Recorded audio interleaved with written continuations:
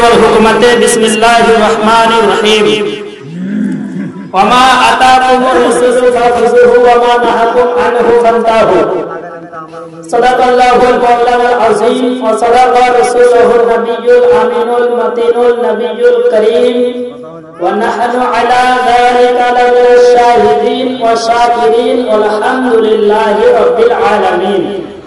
যাবতীয় প্রশংসা মহান স্রষ্টা রিজিক দাতা পালন কর্তা রব্বে কায়নাত সুবহানাহু ওয়া তাআলার জন্য। এক বাক্যে কোরআনী ভাষায় শুকরিয়া আদায় করি, সকলে মিলে পড়ুন আলহামদুলিল্লাহ। অতঃপর হুজুরে আকরাম রহমতে আলম নূরে মুজাসসাম মালিক হিল হারাম সাহিবে লোহে কালাম বিশ্ব রাসূল নূরের পুতুল জনাবে মুহাম্মদ রাসূলুল্লাহ সাল্লাল্লাহু তাআলা আলাইহি ওয়াসাল্লাম পয়গম্বরকে আলিমে মাকানা ওমা ইয়াকুনের খবরদাতা জীবিত নবী হায়াতুন নবী নূরের নবী মনে করে একবার পবিত্র মাহফিলে দরুদ নাজরানা পেশ করেন। আল্লাহুম্মা سيدنا مولانا محمد وعلى آل سيدنا محمد صلوا على محمد صلوا على محمد हर दम जुबान से निकालो पाक नामे मोहम्मद हरदम जुबान शाफिआना मोहम्मद सल्लल्लाहु अलैहि वसल्लम। ভূমিকা ছাড়া সরাসরি বক্তব্য শুরু করছে। মহান আল্লাহ পাক কোরআন শরীফের মধ্যে বলছেন আমা আতাকুম রাসূলু ফাখুযুহু ওয়া মা নাহাকুম আনহু ফান্তাহু। আল্লাহ বলেন হ্যাঁ আমার রাসূল তোমাদেরকে যা দেয় সেটা নিয়ে নাও, আর নবী যেটা থেকে তোমাদেরকে বারণ করে বা নিষেধ করে সেটা থেকে দূরে থাকো। সুবহানাল্লাহ। হে মুসলমান, আল্লাহ পাক রব্বুল আলামিন আদম আলাইহিস সালাম থেকে নিয়ে ঈসা আলাইহিস সালাম পর্যন্ত কত নবী ও রাসূলকে পাঠিয়েছেন, পাঠিয়েছেন। তো মুসলমান, আজকে আপনি যদি কাউকে দাওয়াত দেন, সে যদি না আসে ওকে আপনি দ্বিতীয়বার দাওয়াত দিবেন না, দিবেন? আপনি রেগে যাবেন কেন? যে ওকে একবার দাওয়াত দিয়েছে আসেনি, আবার যদি বলি তো আসবে, কিন্তু রেগে যাবে। কিন্তু আল্লাহ পাক মানুষের প্রতি রাগান্বিত হন না। মানুষ একের পর এক গুনাহ করছে, অত্যাচার করছে, পাপ করছে, কিন্তু আল্লাহ পাক যত গুনাহ ব্যভিচার অত্যাচার করেছে তত আল্লাহ পাক বলে বলে নবী ও রাসূলকে তাদের হেদায়েতের জন্য পাঠিয়েছে। কথা বলে পাঠিয়েছে। তো ব্রাদার ইসলাম, এই জমিনের মাটিতে আপনার যখন রাসূল পাক সাল্লাল্লাহু আলাইহি ওয়াসাল্লাম দুনিয়াতে আগমন করেন তার পূর্বে দুনিয়াতে খোল্লাম হারাম কাজ করা হতো। মানুষ আপনার যে পেশাব করার সময় তিনটা ঢেলা নিয়ে একটা ঢেলাকে পূজা করতো আর দুইটা ঢেলাকে মাবুদ বানিয়ে পূজা করতো। অমনত অবস্থায় আপনার মাটি খুঁড়ে কুচা বের করে মাছ ধরার জন্য ওই কুচাকে নিয়ে মানুষ পর্যন্ত ইবাদত করতো।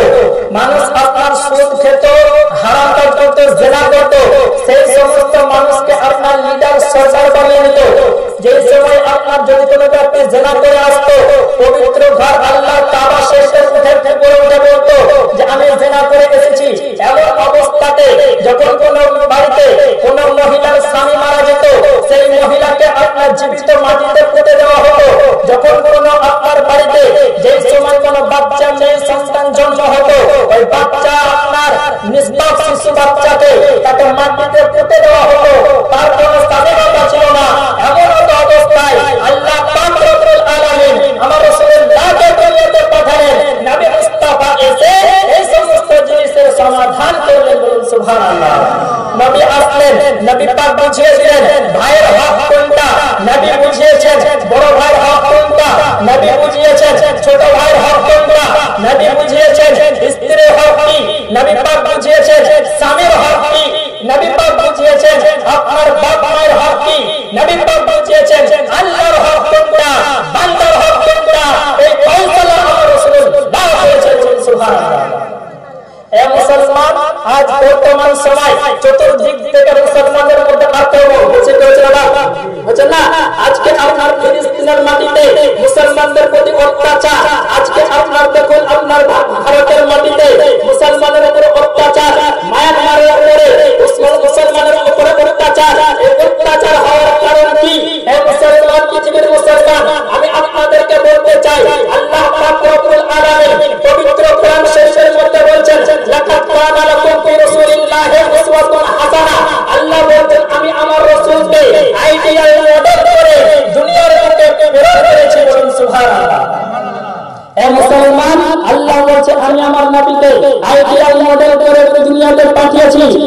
মুসলমানের মধ্যে অত্যাচার হচ্ছে, আল্লাহর পক্ষ থেকে কোনো সাহায্য আসছে না কেন?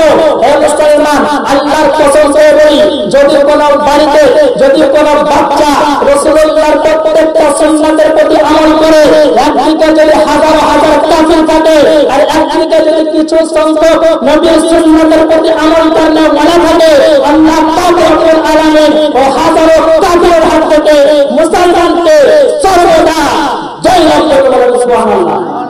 মুসলমান, আজ আপনাকে জ্বলন্ত প্রমাণ দিয়ে দিচ্ছি। আপনার কয়েকটা বাস আজকে বুঝতে পারলেন আজকে কি হলো, ওয়াকাবে মিছিল হলো, বলো না? এই বিষয়ে কিছু শুনুন। আজকে আপনাদের প্রতি আমাদের প্রতি আর আল্লাহর পক্ষ থেকে কোনো সাহায্য আসে না কেন? আপনার সাহাবায়ে কেরামের জামানায় আমরা হাদিস কোরআন যখন পড়ি, বদরের যুদ্ধের ঘটনা পড়ি, খন্দকের যুদ্ধের ঘটনা পড়ি, উহুদের যুদ্ধের ঘটনা পড়ি, বদরের যুদ্ধের প্রান্তরে সহিহ মুসলিম শরীফের মধ্যে হাদিস 313 জন সাহাবী, কতজন? 313 জন সাহাবী, একটা হাজার হাজার কাফির আপনার মোকাবেলা হচ্ছে। কাফিরদের মধ্যে সবার হাতে অস্ত্র আছে, তাদের পেটে খাবার আছে।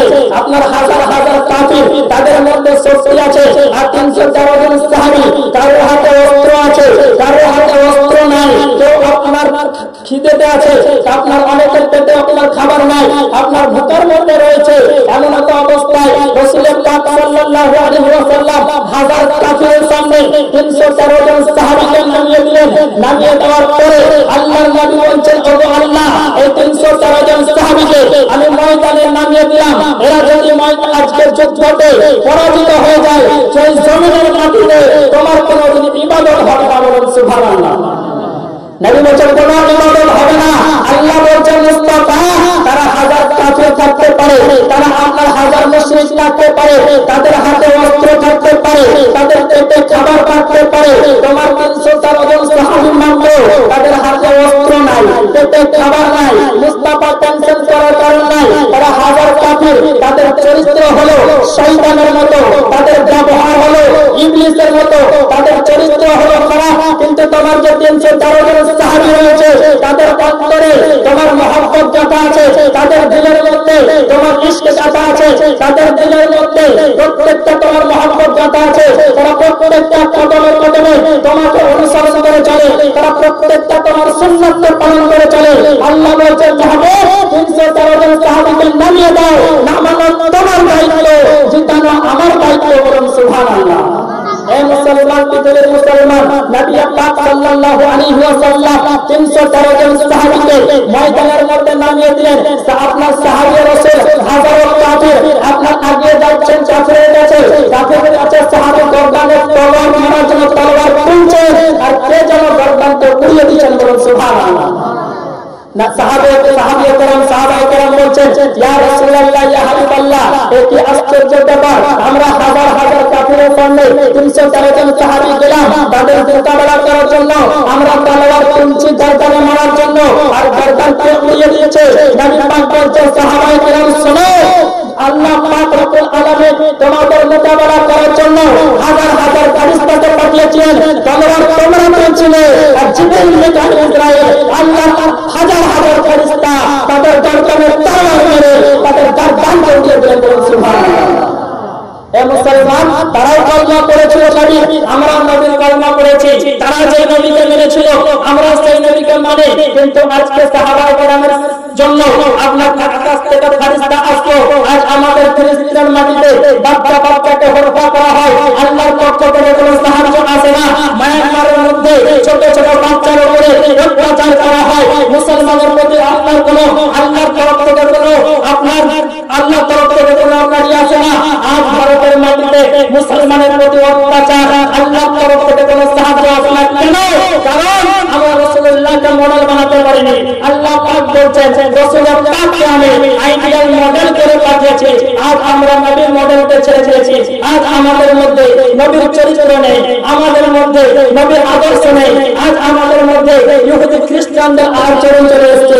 আমাদের চেহারা ইহুদিদের মতো হয়ে গেছে, আমাদের আপনার কথাবার্তা খ্রিস্টানদের মতো হয়ে গেছে, আমাদের জামা কাপড় পোশাক ইহুদিদের মতো হয়ে গেছে, আমাদের ব্যবহার চরিত্র ইহুদিদের মতো হয়ে গেছে। আজকে মুসলমান ঘরের ছেলে আপনার দাড়ি রাখছে, আপনি বলবেন মুসলমান ঘরের ছেলে তো দাড়ি রাখে না, এরা কি করে রাখছে? তো বাড়ির দিকে লক্ষ্য করে দেখুন এমন স্টাইলে দাড়ি কাটছে, প্রথমে দেখেন এই দাড়ি কি করে কাটছে, সালমান খান যেভাবে দাড়ি কেটেছে সেইভাবে এই দাড়ি কাটছে। সোহেল খান কি কারণে কি জন্য জামা পড়েছে, এই রঙের এরা জামা পড়ে। এই জন্য মুসলমান নবী মুস্তাফার চরিত্র, নবী মুস্তাফার আখড়া আমাদের মধ্যে নাই, যার জন্য আজ আমাদের মধ্যে এত অত্যাচার। সুবহানাল্লাহ।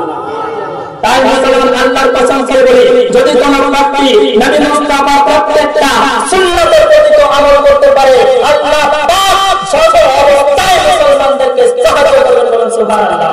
আর যদি মুসলমান কামিয়াব হতে চায়, আর যদি মুসলমান আপনার সঠিক পথ হতে চায়, আর যদি মুসলমান চায় কাফেরদের কাছ থেকে বাঁচার জন্য, মুনাফিকদের হাত থেকে নিজের সম্পদকে বাঁচানোর জন্য, যদি কোন মুসলমান চায় তো সর্বপ্রথম এই মুসলমানকে নবী মুস্তাফার গোলাম হতে হবে। আর নবীর যখন গোলাম হয়ে যাবে, আল্লাহর কসম করে বলি পুরো দুনিয়াকে আল্লাহ পাক রব্বুল আলামিন মুসলমানদের গোলাম বানিয়ে দিবেন। বলুন সুবহানাল্লাহ। আপনার সময় হয়ে যাচ্ছে ওয়াকাফ বিল, নাম শুনেছেন? আচ্ছা, ওয়াকাফ শব্দের মানে কি জানেন? ওয়াকাফ যে নারাজ এটা জুলুস করে অনেক আশ্চর্য ব্যাপার গো। কাল থেকে মৌলভী সাহেব বলছে 8টার সময় জুলুস বেরোবে, তো সকাল 8:25 আমি দেখছি তো কেউ হাতে ঝুলানি মালায় দিয়েছে, কেউ পড়তে যাচ্ছে, কেউ আপনার বাড়িতে টাঙিয়ে ঘুমাচ্ছে। এ মুসলমান, এই ওয়াকাফ সম্পত্তি প্রত্যেকটা মুসলমানের প্রতি রক্ষা করা উচিত। আপনার ওয়াকাফ কাকে বলা হয়? আপনার বাবার নামে, আপনার মায়ের নামে, আপনি মসজিদের নামে, মাদ্রাসার নামে, দরগার নামে, মাজারের নামে যে আপনার ধন সম্পদ মুসলমান আল্লাহর রাস্তায় দান করে দেয়, এটা হলো ওয়াকাফ সম্পত্তি। এই ওয়াকাফ সম্পত্তির রক্ষণাবেক্ষণকারী হলো মুসলমানকে। মুসলমান, এ মুসলমান, আজকে যদি আমি প্রতিবাদ না করি, যদি এই আপনার ওয়াকাফ সম্পত্তি যদি হিন্দুদের হাতে চলে যায়, যখন আপনার কবরস্থানকে নেবে, ঈদগাহ নেবে, আপনার মসজিদে নেবে, এমন অবস্থা চলে আসবে যে সময় আপনি মসজিদের মধ্যে থাকবেন, আপনার ওই ওয়াকাফ সম্পত্তি নরেন্দ্র মোদী আরএসএস এর লোক এসে বলবে এই মসজিদ তোমাদের, দলিল দেখাও। দলিল দেখাতে দেখাতে যে আপনার যদি কোনো ভোট পেয়ে নেয়, বলবে এই ওয়াকাফ সম্পত্তি তোমাদের নয়, হচ্ছে নরেন্দ্র মোদী। বলুন নাউজুবিল্লাহ। এ মুসলমান, আজ আপনার লাইনে কেটে যাবে, কিন্তু আপনার পরে আপনার ছেলে মেয়ে যে হবে, আমাদের যখন ছেলে মেয়ে হবে, তারা যখন দুনিয়াতে থাকবে, তাদের টিকাকে মুশকিল হয়ে যাবে। তাই মুসলমান প্রত্যেক ব্যক্তির প্রতি ফরজ হলো, ইমামে আহলে সুন্নাত আলা হযরত ফতোয়া রাসূলের শরীফের মধ্যে বলছেন যে প্রত্যেক মুসলমানের প্রতি ফরজ হলো আল্লাহর মালকে রক্ষা করা। বলেন সুবহানাল্লাহ। তাই মুসলমান জুলুস বের করতে গেলে করবে, এ মুসলমান, একজন মৌলবি আপনার আমাদের ছেলে মেয়েদেরকে বাড়িতে শিক্ষিত করতে হবে। কি করতে হবে? শিক্ষিত করতে হবে। আসাদউদ্দিন ওয়াইসি নাম শুনেছেন? আজকে আপনার পৃথিবীর বুকে কত 56টা দেশ আছে আমাদের, তার মধ্যে আপনার কোন প্রফেসরকে দেখলাম না যে আপনার মুখ খুললো। আসাদউদ্দিন ওয়াইসি সে আপনার এই আপনার সংবিধান নামে কি হলো জি আর মায়ে চালাবার মন না, একে বাদ দিতে হবে।